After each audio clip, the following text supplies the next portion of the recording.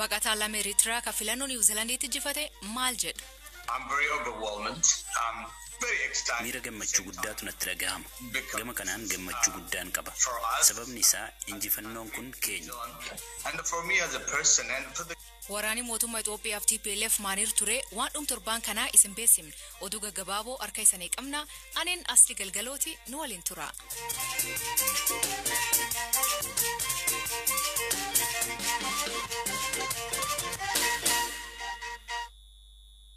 Waraani mootummaa Itoophiyaa fi oganoota TPLF naannoo Tigraay keessatti akkuma itti fufeen jira. Dhaabbati mootummaa gamtoomanii lammiilee magaalee Maqalee keessa jiraataniin eegumsa godhaniif mootummaa Itoophiyaa gaafate. Waraanam torban 8 kan maanta haaraa waayilii kee Zalaalem Taadesaa nu beesis. Zalaalem sanbataaf dilbaat maaltu uumame? Asli galatoomii torban kana keessa dhimmoota waraana kana wal qabatee amma magaalaa Maqaleetu hafee jechaa kan jiru mootummaan Itoophiyaa. Ministeerri muummee Itoophiyaa Abiy Ahmed wayita loltootni gara magaalaa Maqaleetti qajeelaa jiran kanatti humnoota Tigraay keessa jiraniin harka kennachuuf sa'aatii 72 kennaniifii jiru. Ministeerri muummee Abiy hooggantoota TPLFin aduun keessa lixaa jirti jechuun harka akka kennatan ergaa dabarsaniiru. TPLF immoo hanga dhumaatti nan falmadha jechuun irra deddeebiin himaadha kan jiru. Lola kanaan haga ammaatti dhibbaan kan lakkaaman yogguu lubbuu dhaban kumaatamni ammoo akka buqqaantu himamaa jira. UN lolli kun hawaasa irratti rakkoo namoomaa geessaa jira jechuun akeekkachiiseeti kan jiru. Guyyootan duras waraanni Itoophiyaa jiraatota Maqalee 500 ta'aniif ergaa dabarseen waraanni magaalattii marsuun meeshaalee waraanaa jajjabootti waan dhimma ba'uuf lammiileen akka of eeggatan akeekkachiisa kenneeti kan jiru. Gama kanaan dhiifamni hin jiru jedhaniiti kan jiran dubbii himaan waraanicha. Hoogganaan TPLF fi bulchaan naannichaa Dabratsiyoon Gabra Mikaa'el Reuters akka himanitti humnootni isaanii adeemsa waraanaa federaalaa irratti gufuu ta'aa jira jedhaniiti kan jirani. Gama kaaniin buufatni xiyyaaraa magaalaa Aksum hidhattoota TPLFif amanamoo ta'aniin diddiigame jechuun qondaaltotni Itoophiyaa himanii jiru. Himannaa dhiyaateef gama TPLFin wanti ibsame hin jiru. Gama biraatiin guyyaa har'aa wiixata jechuudha. Ganama naannoo sa'aatii 12:20 irratti magaalaa Bahar Daritti torban lama gidduutti yeroo sadaffaaf sagaleen dhohinsaa guddaa dhaga'amu jiraattoonnis BBCtti himaniiti kan jirani. Jiraatan BBC'n dubbise tokko dhohinsa 3 dhaga'u yoo himu jiraatan biraa immoo dhohinsa 2 dhaga'uu fi haleellaa rokkeettii kana dura raawwateen wal fakkaatu dhaga'uudha kan hime. Gaazexeessaan BBC magaalicha jirus ganama har'aa yoo xiqqaate dhohinsi 3 dhaga'amuu isaati kan hime. Dhimmicha irratti mootummaan naannichaas ta'e miidiyaa naannichaa waan dubbate hin qabu. Haa ta'u malee dubbii himan humnoota TPLFif amanamoo ta'anii jedhamuun kan beekaman Gabre Tsaadiq jedhaman haleellaa kana humni isaanii akka raawwate ibsaniiti kan jirani. BBC'n hanga yoonaa haleellaan ganama raawwate rokkeettii ta'uu fi ta'uu dhabuusaa akkasumas haleellaa kanaan miidhaan dhaqqabe yoo jiraate mirkaneessuu hin dandeenye. Odeeffannoon kanneen. Galatoom Zalaalem.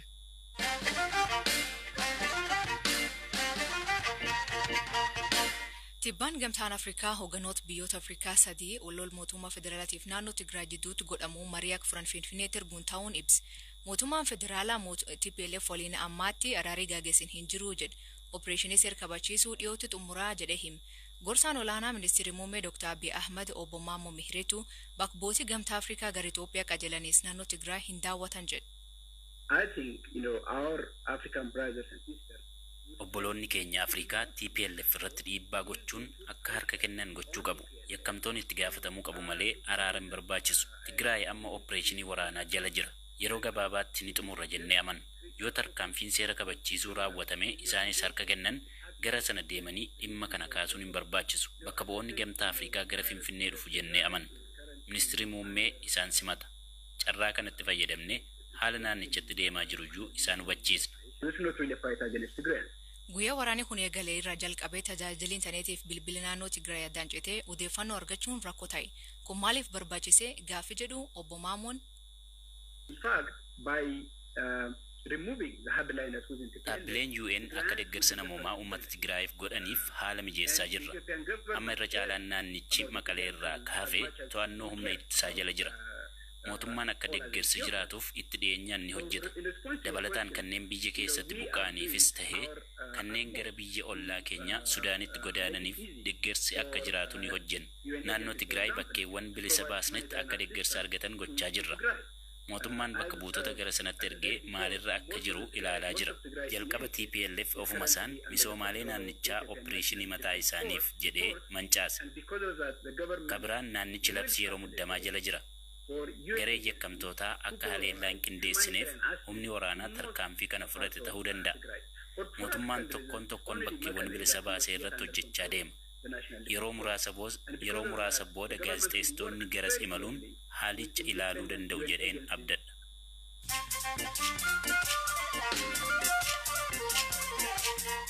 Dhaggeeffattootni oduu gaggabaaboo isin beeksifne. Ministeerri muummee Israa'el Benjamin Netanyahuun dhosaan mootii Saudi Arabiyaa Mohammed bin Salmaan arguuf Saudi Arabiyaa imalee jedhan. Seena keessaa biyyi kun lamaan akka diinan walaal.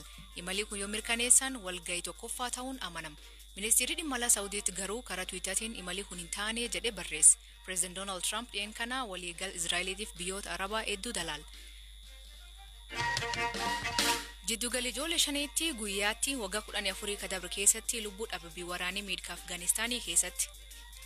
Galmeen dhaabbata mootummaa gamtoomanii ajjecha ijoollee 25,26,25 ta'uu waggaa 2005-2019 keessa raawwate agarsiisa.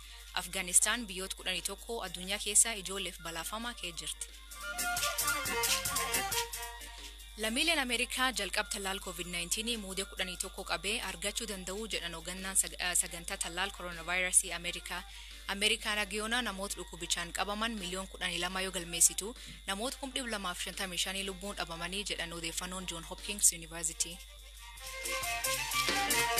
Prezidentiin Confederation Kubbaa Miilaa Afrikaa Ahmad qajeelfamoota namoota garaagaraa cabsuun waggaa 5 hojiirra ugguraman.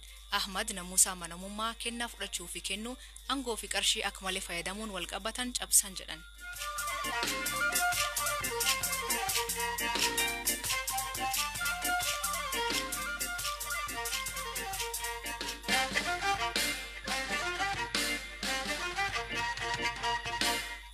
Baqataan Eritraa Ibrahim Mohammed miseensa paarlaamaa Niwuziilaandii filatama. Ibrahim ka waggaa 12 kadabre Niwuziilaandii dhufe hojii lafaatiin hojjete maallaqa walii kuufatee Yuunivarsiitii Viktooriyaa baratee eegee siyaasa jalqabe. Amnam gurraacha qaraa ka Niwuziilaandiitti miseensa paarlaamaa ta'e. Adeemsa isaa kanirraa gaafiif deebii gaazexeessa BBC Peter Okochee waliin taasise dhageeffadha. I'm very overwhelmed. I'm very excited at the same time. Miira gammachuu guddaatu natti dhagahama. Gama kanaan gammachuu guddaan qaba. Sababni isaa injifannoon kun keenya kan biyyaati. Anaaf akka nama tokkoo fi kan hawaasa ani bakka bu'u Niwuziilaandi keessaati. Walumaa galatti milkaa'ina guddaadha. Guyyaa seena qabeessa. Baay'een gammade. Waggaa 4 haga 5 Sudaaniin ture. Kaampii baqattootaa keessa jechuudha. Garuu baay'inaan dhaabbata UNHCR'if akka afaan hiikaa ta'ee hojjechaan ture. Erga waggaa 3 Sudaanii ture. Sudaaniin rakkoo mataa ofii qabdi. Waraana uummataatu keessa jira. Yoggaa kana Niwuziilaand gama UNHCR'n iyyannoo kiyya simate. Akka lakkoofsi Itoophiyaa bara 2008 gara Niwuziilaand dhufe. Hojiin sa'aatii guutuu hojjedhu anaaf ga'an ture. Maallaqa dabalataa argachuutu narra ture. Isa booda hojii Yuunivarsiitii Viktooriyaatti argan. Yuunivarsiitichattis baradhe. Waggoota muraasa yuunivarsiitii keessa ergan hojjedhee maallaqa kuusadhee barnoota eegale. Waggaa 3 booda tarkaanfii dachaa digirii saayinsii siyaasaa fi walitti dhufeenya idil-addunyaan eebbifame. Sababiin ani kana godheef hawaasaa fi biyya waan hedduu naaf kennite galateeffachuuf. Gibira hawaasi kaffalutu biyya kanaan na dhufe. Isaan galateeffachuuf waan gaarii hojjechuu qaba. It's just the way of also giving back to the society, to the community, to the country that gave me so much.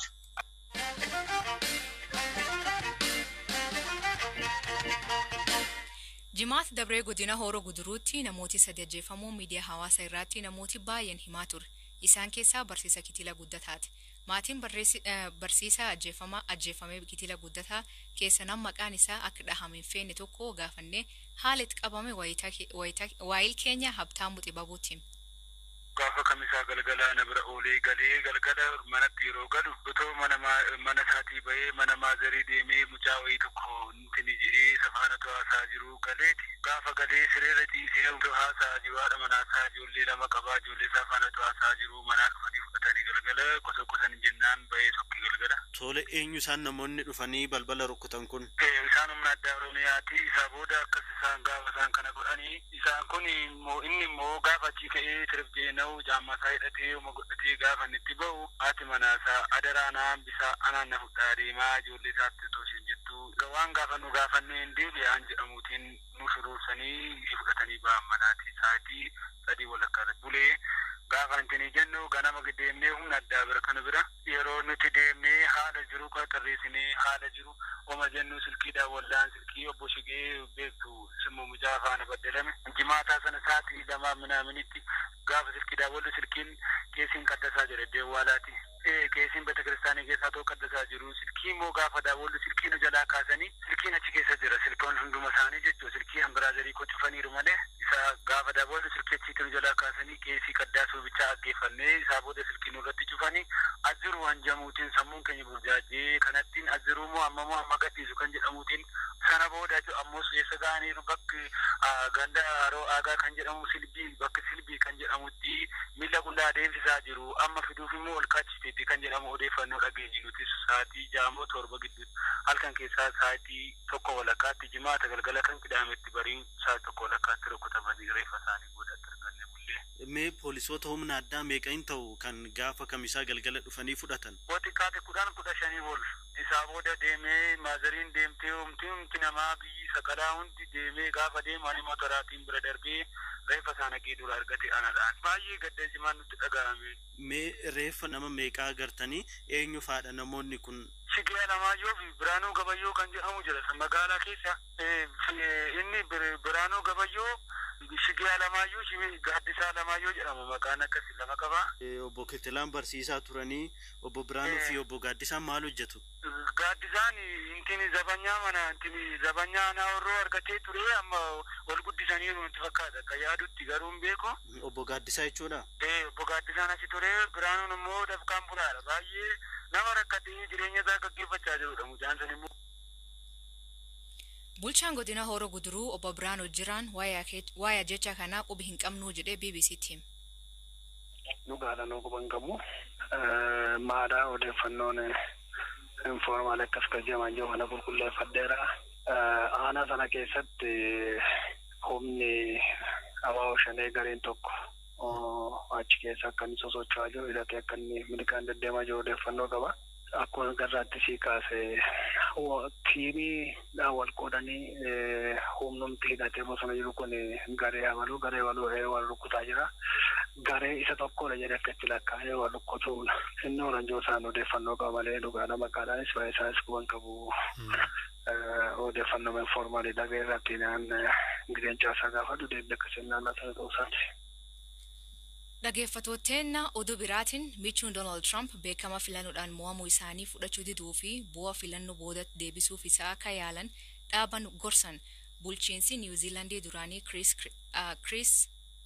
Christine garee seer pireezidentachii qaanii biyyaalessaa jedhanii waaman. Pireezident Trumpiin bu'aa filannoo fudhachuu diduun filannoo akka hatame raaga malee himachaa ture.